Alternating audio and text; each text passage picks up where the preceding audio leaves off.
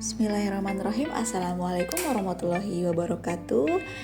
Dengan saya Pambajeng Utami, di sini saya akan mempresentasikan asuhan keperawatan pada Nyonya E dengan diagnosa medis chronic kidney disease atau CKD di ruang ICU RSUD Profesor Dr. Margono Soekaryo.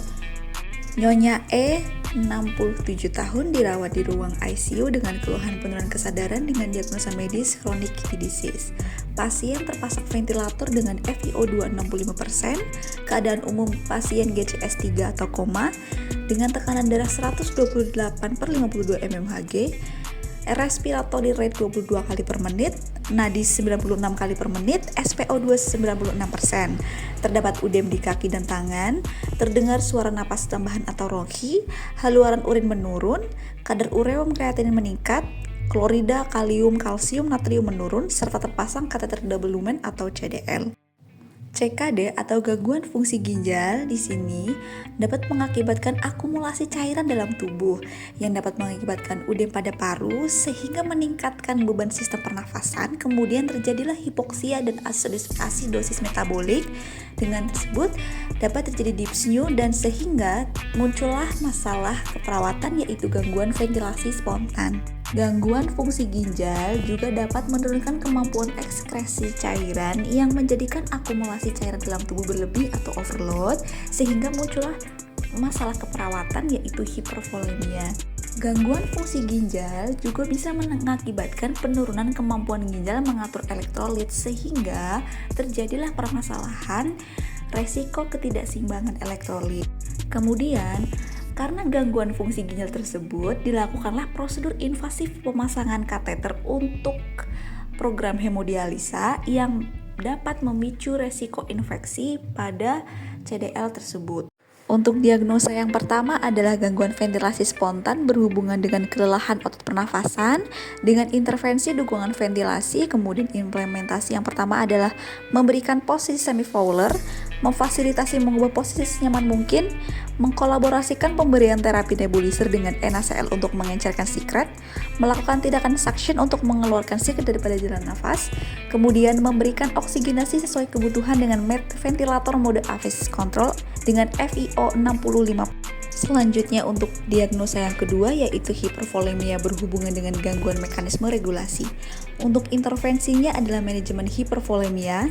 Untuk implementasinya yang pertama adalah memonitor status hemodinamik, kemudian memonitor intake dan output cairan, membatasi asupan cairan dan garam, serta meninggikan bagian kepala tempat tidur 30-40 derajat, kemudian mengkolaborasikan pemberian diuretik yaitu furosemide pump.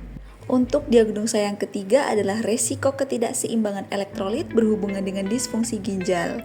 Untuk intervensinya adalah pemantauan elektrolit dengan implementasi yang pertama, memonitor kadar elektrolit serum, kemudian memonitor kehilangan cairan, serta mengkolaborasikan pemberian yang pertama ada Kitmin melalui jalur IV drip 20 tetes per menit untuk mengoreksi asam amino, kemudian ada CA glukonas 2 kali 1 gram dengan jalur IV yaitu untuk koreksi kalsium, kemudian untuk osteokal 2 kali 1 per oral untuk koreksi kalsium.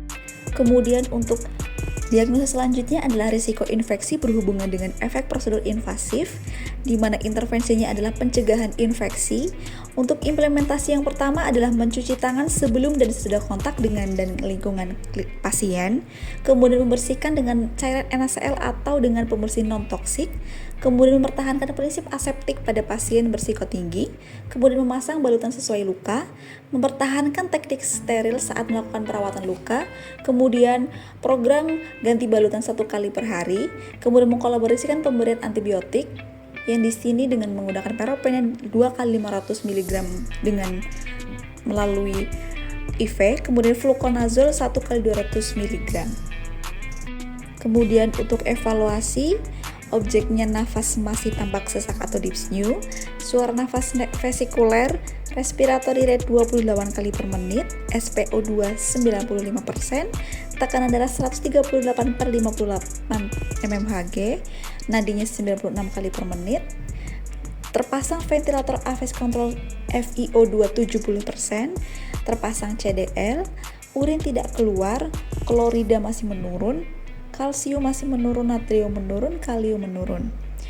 Untuk asesmennya masalah belum teratasi, untuk planningnya lanjutkan intervensi yang di dalamnya monitor keluhan utama, monitor pola nafas, monitor saturasi oksigen, monitor nilai analisa gas darah, monitor jumlah, warna, dan berat jenis urin, monitor kadar albumin dan protein total, monitor hasil pemeriksaan serum seperti osmolar test serum, hematokrit, natrium, kalium, dan BUN.